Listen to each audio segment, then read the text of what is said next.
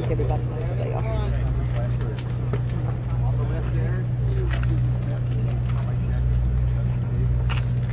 I think everyone is aware of who these two are. We have a lot of family members here today and a lot of friends who are here in support of Susan and David. I'm going to let them say what they have to say now. First of all, I would like to say to whoever has my children that they please bring them home to us where they belong. Our lives have been torn apart by this tragic event.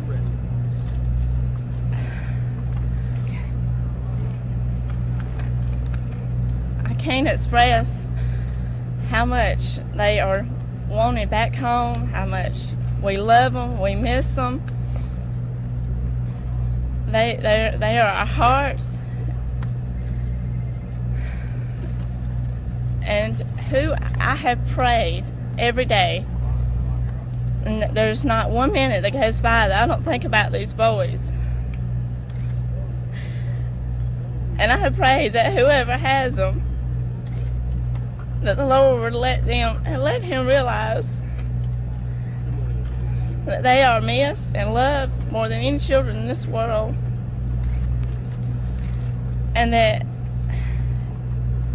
whoever has them, I pray every day that you're taking care of them, and know that we will do anything we will to help you to get them home back to us.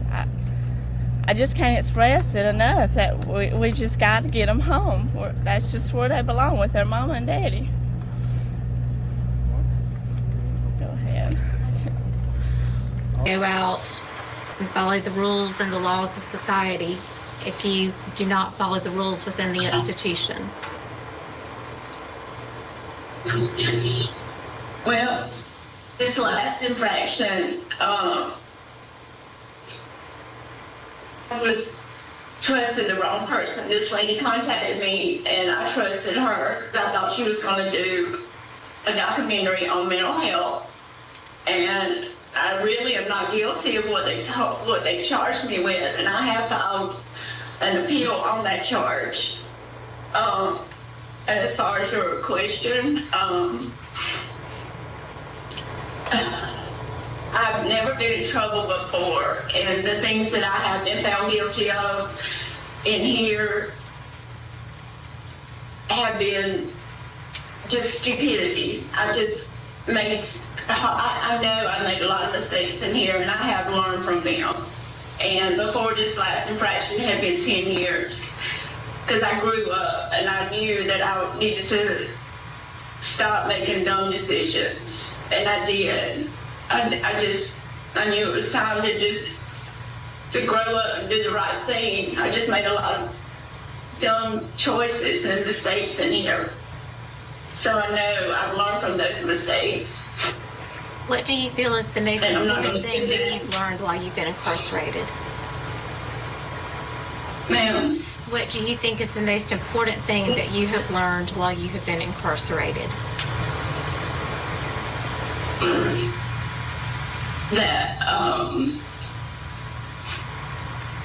That people are important, that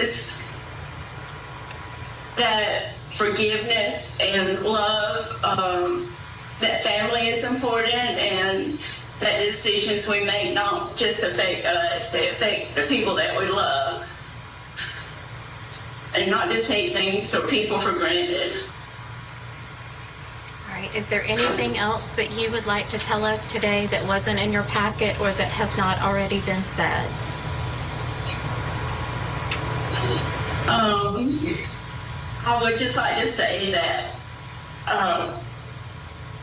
I am a Christian, and God is a big part of my life, and I know He has forgiven me, and it is by His grace and mercy that, and I have a lot of faith, and I live by that every day. And I just ask that you show that same kind of mercy. On the night of October 25, 1994, a quiet town in Union, South Carolina, became the center of a nightmare that would soon grip the entire United States. Just after 9 p.m., a young mother named Susan Smith ran to a nearby home in visible distress, crying, shaking, and barely able to speak. She told a terrifying story. Moments earlier, at a red light, a man had carjacked her vehicle, driving away with her 2 young sons still strapped into their car seats. Those children were Michael Smith, just 3 years old, and Alexander Smith, only 14 months old. Susan's account was chilling and specific. She described the alleged carjacker as a black man wearing a knit cap, a detail that immediately intensified fear and urgency. Law enforcement reacted swiftly. Roadblocks were established. Officers searched highways, rural roads, and nearby towns. Helicopters scanned the area from above, while volunteers combed through fields and neighborhoods. Within hours, the case exploded onto national news. Susan Smith became the face of a mother's worst nightmare. Television cameras captured her tearful pleas as she begged for her son's safe return. She spoke directly to the supposed kidnapper, promising forgiveness if only her children were brought back alive. Millions of people across the country watched in real time. Parents hugged their children tighter. Communities prayed. Even experienced investigators, hardened by years on the job, initially saw Susan as a grieving mother, living through an unthinkable tragedy. But beneath the waves of sympathy, subtle doubts began to surface. Detectives noticed small inconsistencies in Susan's statements, details that shifted, timelines that didn't quite line up. Her emotional displays, while convincing to the public, appeared controlled at moments when raw panic might be expected. As the days passed with no verified sightings of the car, no credible leads, and no ransom demands, hope slowly began to erode. Still, for 9 agonizing days, the nation waited. What no one yet understood was that this case was not about a stranger or a random act of violence. The danger had not come from outside the family. It had come from within. And when the truth finally emerged, it would reveal a level of betrayal so profound that it forced the world to confront an uncomfortable question, one that still echoes decades later. When an act is this dark, can any sentence ever feel sufficient? As the search for Michael and Alexander stretched into its second day, something began to change, not in the town of Union, but in the tone of the investigation. The flashing lights were still there. The volunteers were still searching. The media vans were still lined up along the roads. But behind closed doors, detectives were no longer chasing a carjacker. They were quietly re-examining a mother's story. Susan Smith had retraced her steps with investigators multiple times, walking them through the night her sons vanished. Each retelling sounded emotional, yet small details shifted. The position of her car at the stoplight, the timing of the alleged confrontation, the route the carjacker supposedly took. None of the inconsistencies alone were enough to accuse her, but together they formed a pattern that could no longer be ignored. There were other things, too. Witnesses at the intersection where the carjacking allegedly occurred reported seeing no struggle, no screams, no suspicious activity. Traffic cameras showed nothing unusual. Despite an intensive search, there was no sign of the vehicle, no footprints, no physical evidence to support Susan's account. It was as if the crime she described had simply never happened. As the investigation deepened, detectives began to examine Susan's personal life. What they found added another troubling layer. Susan was going through financial difficulties, struggling as a single mother, and involved in a relationship that was falling apart. The man she was seeing had made it clear he did not want children. To investigators, this revelation raised a chilling possibility that the boys were seen not as loved sons, but as obstacles. Public sympathy remained strong, but law enforcement was growing uneasy. Meanwhile, Susan continued her public appeals. Standing before microphones, she begged for her children's return, her voice cracking as she addressed the supposed kidnapper directly. These moments were broadcast nationwide, shaping public opinion and reinforcing the image of a desperate, heartbroken mother. It was a performance so convincing that few questioned it. But investigators did. Behind the scenes, pressure was mounting. 9 days is an eternity when children are missing, and every hour that passed made survival less likely. Detectives decided it was time to push harder, to confront Susan with the inconsistencies, to watch her reactions, to see what cracks might appear under sustained questioning. And as Susan sat across from investigators, retelling her story once again, something shifted. Her voice faltered. Her composure weakened. The lie that had held the nation captive was beginning to collapse under its own weight. Because sometimes, the most horrifying truth isn't hidden in the shadows. It's sitting right in front of us, wrapped in tears and sympathy. And as this case moves closer to its devastating reveal, take a moment to like and subscribe to the Dark Unveiling, not as a habit, but as a way to stay with us through stories that challenge what we think we know about truth, justice, and the darkness capable of living behind a familiar face. The next chapter would not bring answers the public was hoping for. It would bring a confession, and a truth so disturbing it would haunt the nation forever. By the 9th day of the investigation, hope had thinned to a fragile thread. The country had waited, prayed, and watched as the search for Michael and Alexander Smith dragged on with no answers. Behind the scenes, investigators had reached a painful conclusion. The truth was not going to come from the outside. It was going to come from Susan Smith herself. On November 3, 1994, detectives brought Susan in once more for questioning. This time, the tone was different. There were no cameras, no microphones, no public appeals, just a quiet room, experienced investigators, and a mother whose story had begun to unravel. They confronted her with the inconsistencies, each one laid out carefully, methodically, without accusation, but with undeniable clarity. At first, Susan denied everything, but hours into the interrogation, the emotional wall she had built finally collapsed. Susan's composure broke. Her breathing changed, her voice lowered. And then, in a moment that would forever redefine the case, she admitted the truth. There had been no carjacker. Susan confessed that on the night of October 25th, she had driven to John D. Long Lake, just outside Union, with her 2 sons still. Strapped into their car seats, she slowly rolled her car down the boat ramp and into the dark water. She watched as it sank. Michael and Alexander drowned, trapped inside the vehicle, helpless and alone. The room fell silent. For 9 days, the nation had been searching for kidnapped children. In reality, they had been gone from the very first night. Susan later told investigators that she acted alone. There was no panic, no accident. It was a deliberate decision, one she carried out with chilling calm.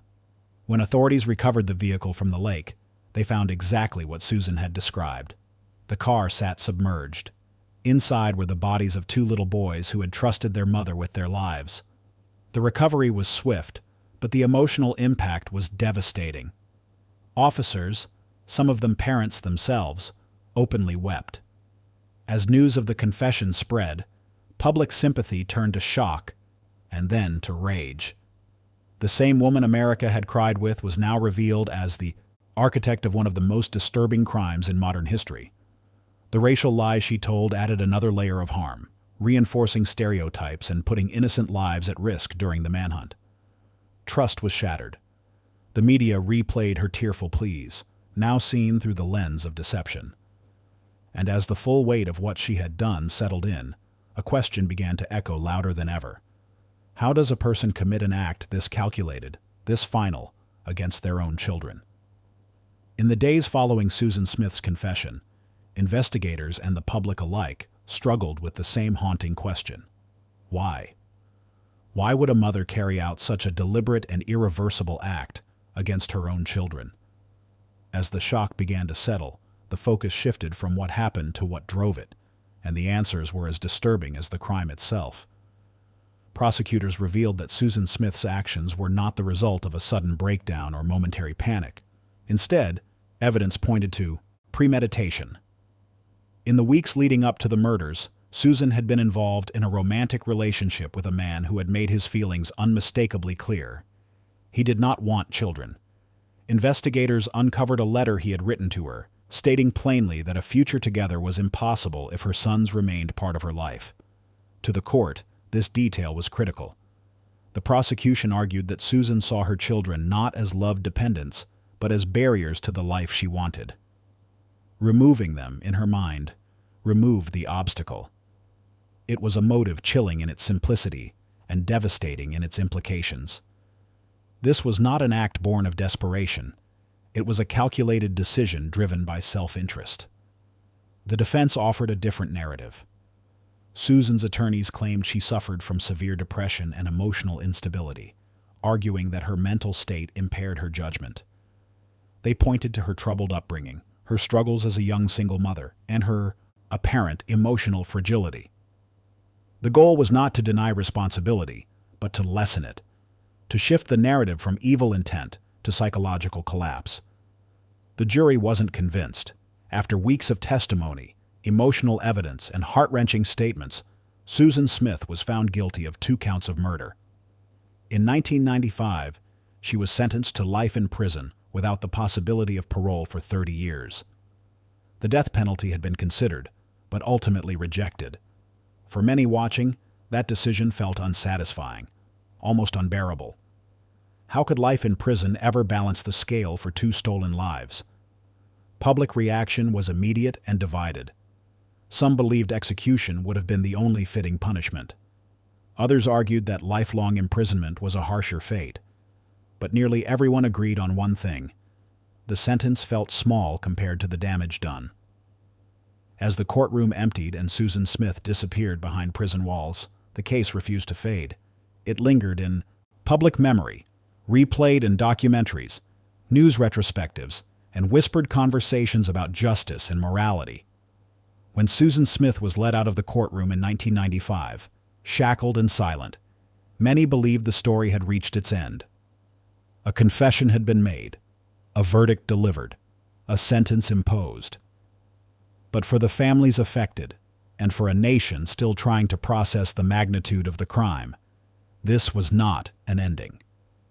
It was the beginning of a long, uneasy reckoning. Susan Smith was sent to Leith Correctional Institution, a women's prison in South Carolina, where she would spend decades behind bars. Life in prison without the possibility of parole for 30 years sounded definitive on paper, yet for many, it felt deeply inadequate. 2 young lives had been erased with chilling intent, and no punishment seemed capable of restoring balance. Over the years, troubling details continued to surface. While incarcerated, Susan was disciplined multiple times for rule violations, including relationships with prison staff, incidents that reignited public anger and raised serious questions about accountability even after conviction. Each report reopened old wounds, reminding the public that while Michael and Alexander would never grow older, the woman responsible for their deaths continued to live, adapt, and exist within the system.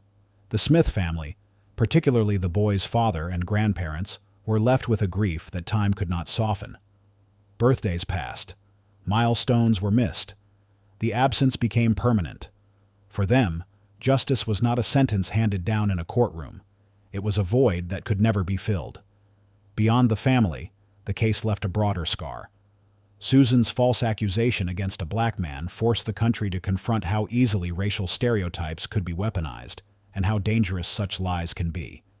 Innocent people were placed at risk. Trust in emotional public appeals was shaken. Media coverage was re-examined. The case became a cautionary tale about belief, bias, and how deception can thrive when wrapped in the appearance of victimhood. As the years passed, one question refused to fade. What does justice look like when the crime is irreversible? Is it punishment alone? Is it accountability? Or is justice something we chase knowing it can never fully arrive? Susan Smith's life sentence did not bring closure. It did not quiet the anger. It did not ease the grief. Instead, it left behind a lingering discomfort. The sense that some acts fall so far outside the boundaries of humanity that no legal outcome can truly respond to them. As decades passed, the Susan Smith case slowly shifted from breaking news to history, but it never truly disappeared. It lived on in documentaries, courtroom studies, and the collective memory of a nation that had once watched a mother cry on television, unaware it was witnessing one of the most calculated deceptions in modern true crime. By the early 2020s, attention returned to the case for one reason: parole eligibility. Under South Carolina law, Susan Smith's sentence, life in prison without parole for 30 years, meant that 2024 marked the first time she could legally request parole. The possibility alone was enough to reopen old wounds. For many, the idea that parole could even be discussed felt like an injustice in itself. Families of victims often say time dulls pain. In this case, time sharpened it. Michael and Alexander Smith would have been adults by now. They would have had lives, voices, futures. Instead, their names remain frozen in childhood, forever tied to the night their lives were taken. For their family, parole hearings were not procedural milestones. They were emotional landmines, forcing them to relive the worst moment of their lives all over again. Public reaction was swift and intense. Many argued that parole should never be an option for crimes of this magnitude. Others debated whether the justice system should allow even the most unforgivable offenders a chance at release.